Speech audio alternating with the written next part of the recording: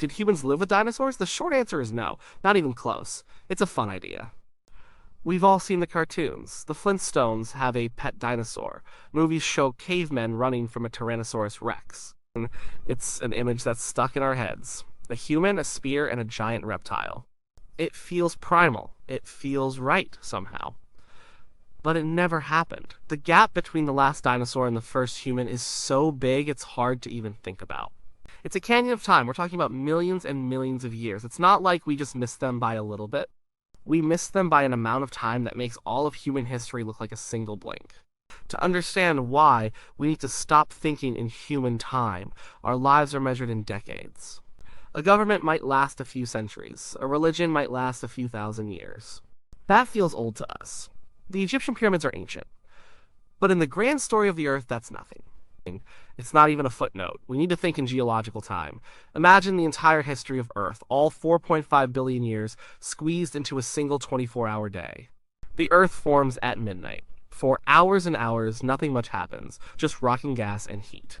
The first simple, single-celled life doesn't appear until about 4 in the morning. And for most of the day, that's all there is, simple little cells in the water. The clock keeps ticking. Morning passes. Afternoon passes. All the big, complex animals we know don't show up until late in the evening. The first fish appear around 9 p.m. Plants start to cover the land a little after 10 p.m. The dinosaurs, they arrive around 10:40 p.m. They get to rule the world for a good chunk of time. All through the late evening, they are the main event. The Triassic, the Jurassic, the Cretaceous periods all happen in this window. It's a long reign. They are on top for over an hour of our 24-hour day. Then at 11:39 p.m., a disaster happens. A huge asteroid hits the Earth. It changes everything. The dinosaurs are wiped out. All the big ones, anyway. Just like that, their time is over. Do you see how late it is? The day is almost done. Midnight is approaching. And where are humans in all this? We're not there.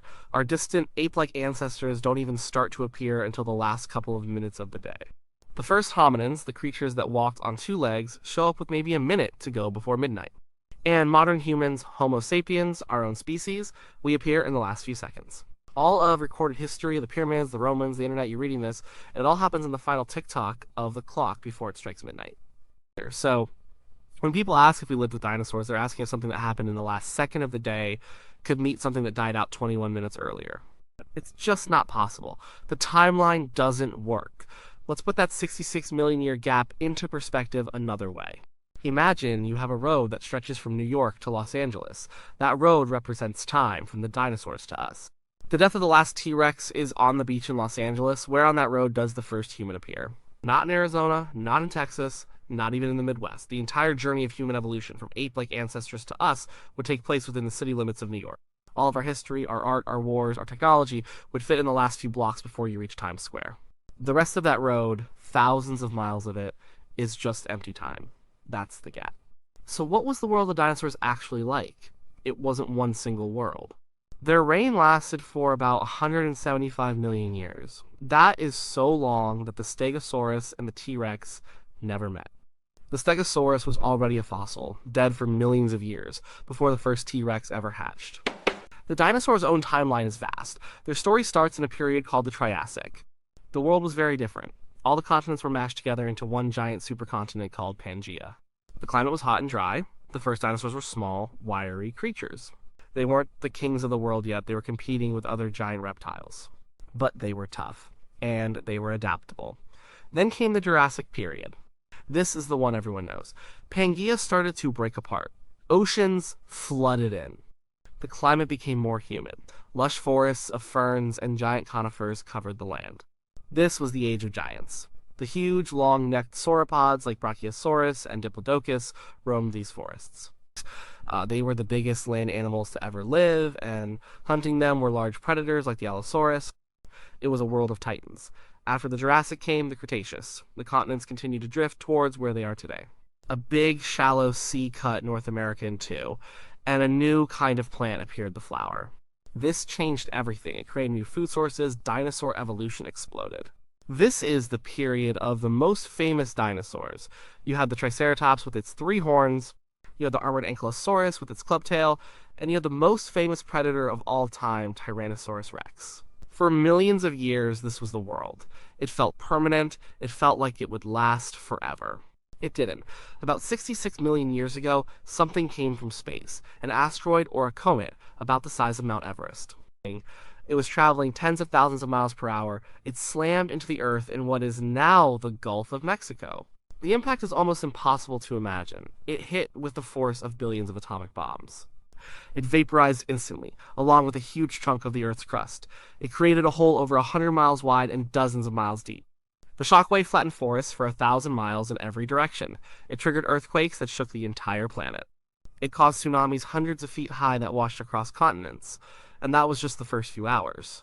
The real killer was what happened next. The impact threw trillions of tons of pulverized rock and dust high into the atmosphere.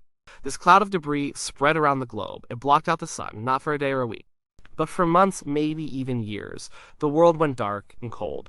Plants died. They couldn't photosynthesize without sunlight. The herbivores that ate the plants starved. And the carnivores that ate the herbivores starved. The entire food chain collapsed from the bottom up. The acid rain that followed poisoned the oceans and the land. It was a global catastrophe unlike anything seen before or since. It was the end of the age of dinosaurs. Any animal that was too big, too specialized, or just in the wrong place at the wrong time died. Over 75% of all species on Earth were wiped out. All the non-avian dinosaurs were gone forever. Their long, successful reign was over, but life is resilient. Not everything died. Some things survived the long, dark winter. The survivors tended to be small. Small animals don't need to eat as much. Many of them could burrow underground to escape the heat of the initial blast and the cold that followed. They could eat insects or roots or rotting vegetation, and among those survivors were our ancestors. During the entire time the dinosaurs ruled the Earth, mammals existed, but they were not impressive. They were tiny, shrew-like creatures. They lived in the shadows. They were mostly nocturnal, scurrying around at night to avoid being eaten. For 150 million years, they stayed small, hiding in the undergrowth, living under the feet of giants. They were the supporting cast in the dinosaurs' epic movie. When the asteroid hit and the giants fell, the world became quiet. The biggest land animals were now about the size of a badger. The world was an empty stage. And, for the first time, mammals had their chance. What followed was the Cenozoic era, the age of mammals. It's the era we're still in today. With no giant dinosaurs to hunt them, mammals exploded. It was an evolutionary free-for-all. They spread out across the planet. They filled all the empty jobs the dinosaurs left behind. Some stayed on the ground and got bigger. They evolved into rhinos and elephants and giant sloths. Some went back into the water, evolving into whales and dolphins. Some developed wings and took to the air, becoming bats. And some stayed in the trees. These were the primates, our distant relatives. For millions of years, they lived in the trees of the vast new forests that grew back after the extinction. They had grasping hands to hold onto branches. They had forward-facing eyes to judge distances as they leaped. They had brains that were getting a little bigger, a little more complex. The climate changed again. The world got a bit cooler and drier. In Africa, some of the dense forests started to shrink, replaced by open savanna. This created a new challenge. Some primates were forced out of the trees and onto the ground. This was a critical moment in our story. Out on the open plains, it was helpful to be able to stand up on two legs. You could see over the tall grass, you could spot predators, it also freed up your hands. You could carry food, you could carry your young, and eventually you could carry tools. This is where the human line, the hominins, really begins. About 6 or 7 million years ago, our lineage split from the one that would lead to modern chimpanzees. The first of these new hominins weren't very human-like. They had small brains. A famous example is Lucy, a species called Australopithecus.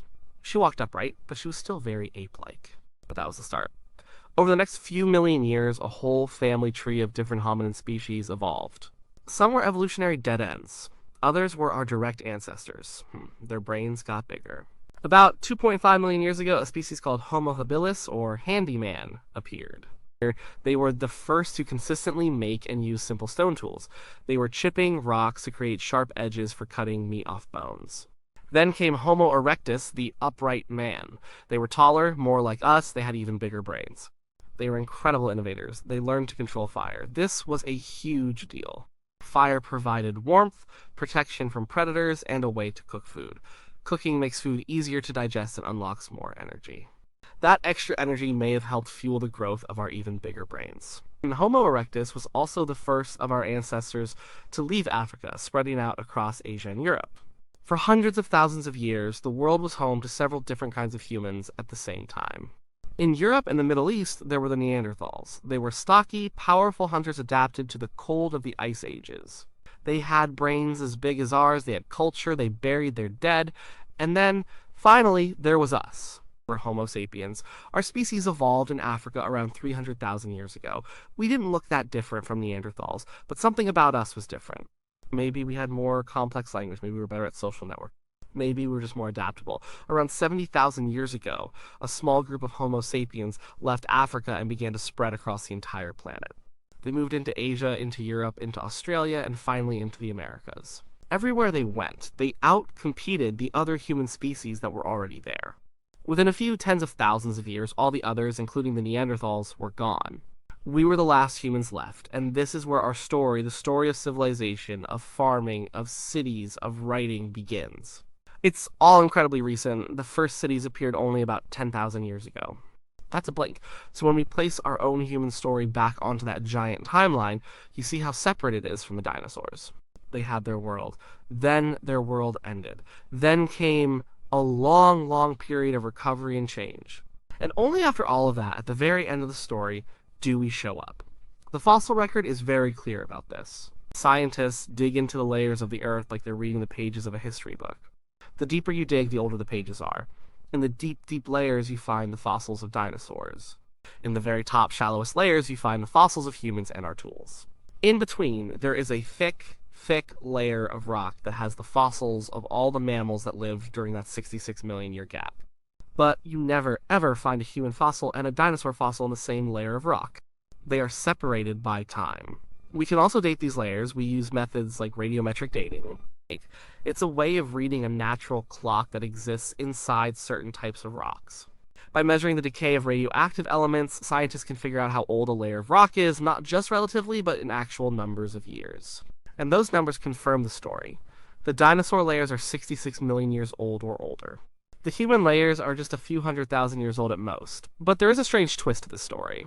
A small part of the answer is actually yes. In a way, we do live with dinosaurs. Because when that asteroid hit, not every single dinosaur died. One small group survived. They were a type of small, feathered dinosaur. They managed to make it through the catastrophe.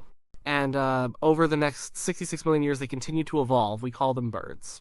Every bird you see today, a pigeon on the street, a chicken in a farm, an eagle in the sky, is a direct descendant of a dinosaur.